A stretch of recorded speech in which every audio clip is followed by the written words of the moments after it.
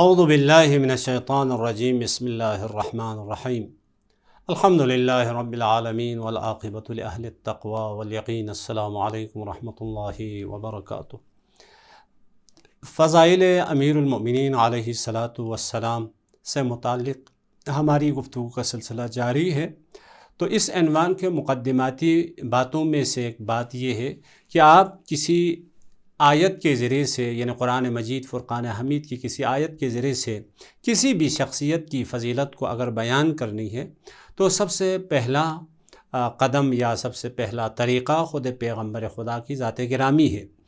پیغمبر خدا اگر کسی آیت کی تفسیر کرتے ہوئے یا کسی آیت کا مفہوم بیان کرتے ہوئے یا کسی آیت کا مصداق معین کر لیں تو ہم بعنوان امتی، یعنی پیغمبر کو ماننے والے، پیغمبر کو امتی ہونے کے اعتبار سے ہمیں قبول کرنا چاہیے۔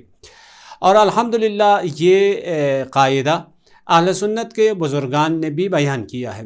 میں آپ کی خدمت میں چند بزرگان کی عبارت آپ کی خدمت میں نقل کر دوں۔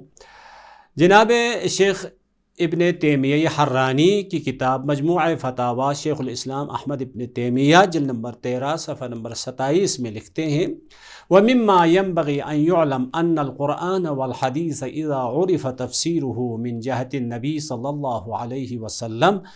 یہ بات معلوم ہونی چاہیے، اگر قرآن کی یا حدیث کی تفسیر پیغمبر سے ہمیں مل جائے تو لم يحتج فی ذلک الی اقوال اہل اللغہ، حتیٰ لغت کے ماہرین اور زبان شناس جو افراد ہیں ان کی طرف بھی رجوع کرنے کی ہمیں ضرورت نہیں ہے۔ یعنی کسی کلمے کا مفہوم، کسی کلمے کے معنی کو اگر پیغمبر بیان کر لیں تو ہمیں پھر اہل لغت کی طرف رجوع کرنے کی ضرورت نہیں۔ کیوں؟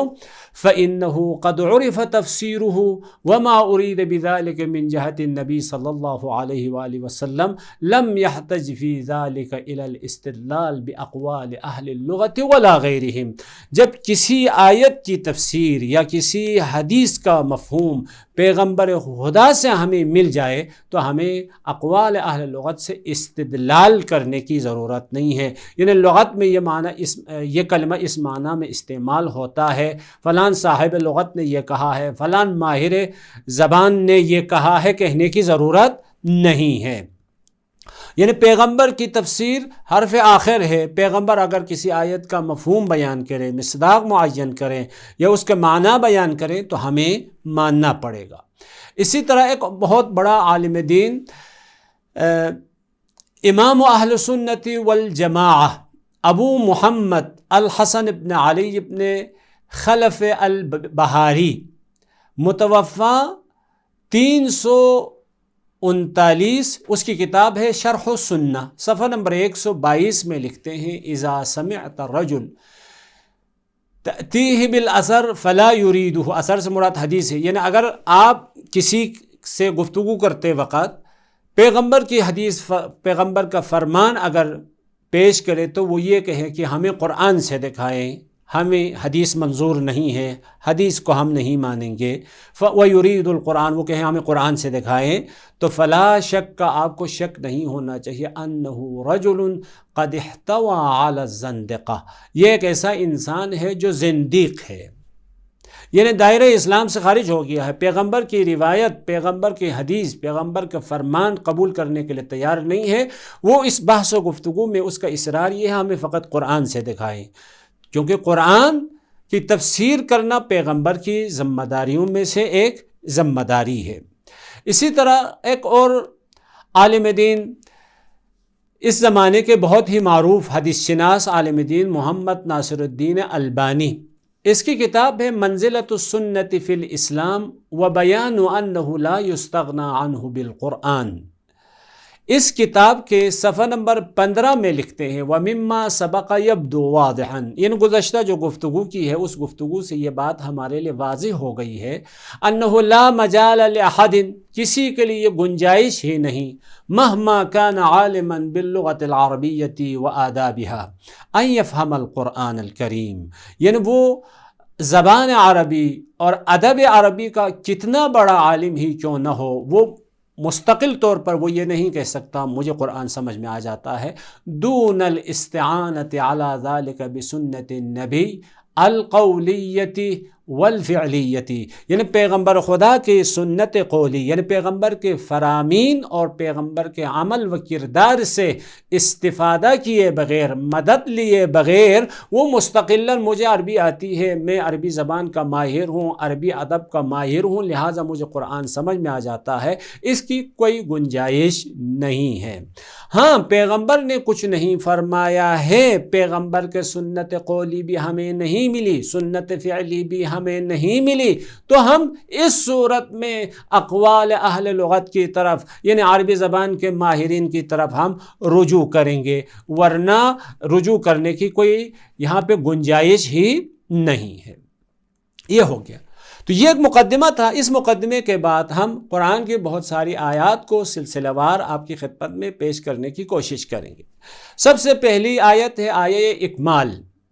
آیہ اکمال کس کی شان میں اور کس کی منزلت کو بیان کرتے ہوئے، کس کی فضیلت کو بیان کرتے ہوئے نازل ہوئی ہے؟ میں پہلے آیت کی تلاوت کروں۔ بسم اللہ الرحمن الرحیم۔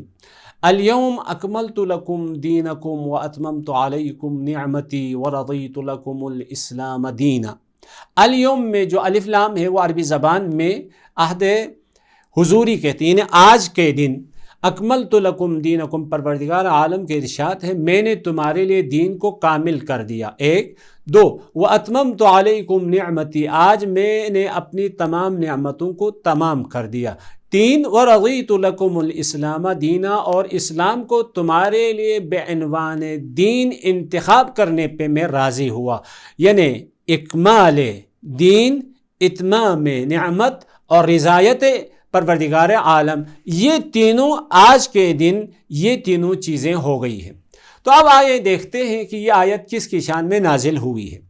سب سے پہلے خطیب بغدادی جناب ابو ہریرہ، صحابی رسول ہے، خصوصاً برادران اہل سنت کے ہاں بہت ہی اعتبار کا حامل ہے، سلسلہ سند کے ساتھ تاریخ بغداد جلد نمبر 8 صفحہ نمبر 280 میں لکھتے ہیں، وَهُوَ يَوْمُ غَدِيرِ خُمْ لَمَّا أَخَذَ النَّبِي صلی اللہ علیہ وآلہ وسلم بِيَدِ علی بن ابی طالب۔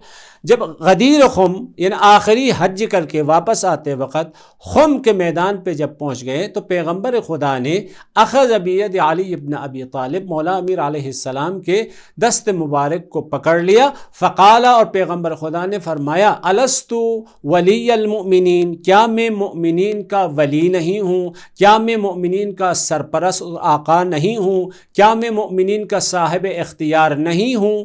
جب یہ سوال کیا تو تمام اصحاب جو وہاں دربار میں موجود تھے، قالو، اصحاب نے کہا، بلا یا رسول اللہ، کیوں نہیں، آپ ہمارے آقا ہیں، آپ ہمارے سرپرست ہیں، آپ ہم پر ہم سے زیادہ اختیار رکھتے ہیں۔ جب ایسا کہا تو قالا، پیغمبر خدا نے فرمایا، من کنت مولاہ فعلی مولا، میں جس کا مولا علی اس کا مولا۔ فقال عمر بن الخطاب، بخن بخن لک یا ابن ابی طالب، اصبحت مولایا و مولا کل مؤمن و مسلم۔ یہ مبارک ہو آپ کے لیے کہ آج آپ میرے بھی مولا بن گئے، میرے بھی سرپرست بن گئے، اور ہر مسلم اور ہر مومن کا سرپرست بن گئے۔ جب پیغمبر نے یہ بیان فرمایا تو فانزل اللہ، پروردگار عالم کی جانب سے یہ آیت نازل ہوئی۔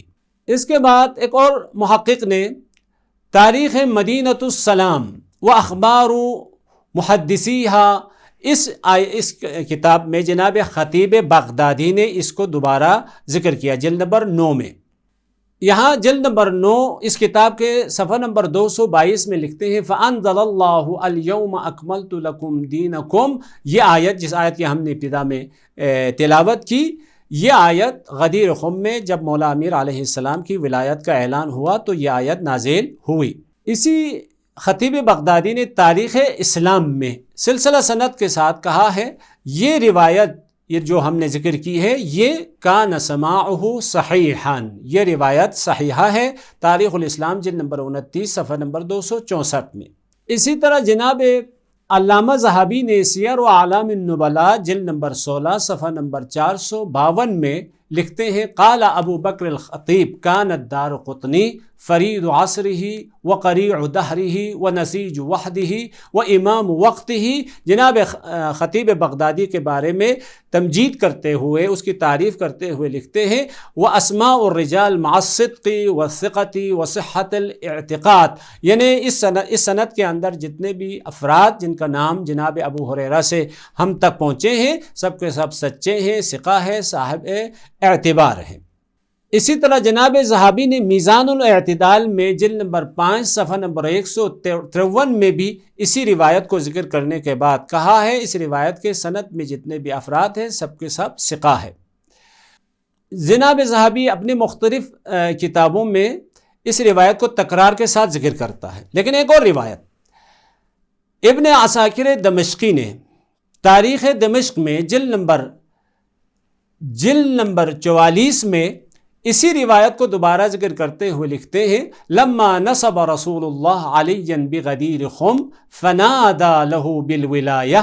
جب پیغمبر خدا نے مولا امیر علیہ السلام کو ولایت کے لیے نصب فرمایا اور تو فہبط جبرائیل علیہ السلام بہذہ الآیت، تو اس وقت جبریل امین فرشتے وحی پروردگار عالم کی جانب سے الیوم اکملت لکم دینکم واتممت علیکم نعمتی ورضیت لکم الاسلام دینا، اس آیت کو لے کے پیغمبر خدا کے بارگاہ میں نازل ہوئے. یہ جناب ابن عساکر نے تاریخ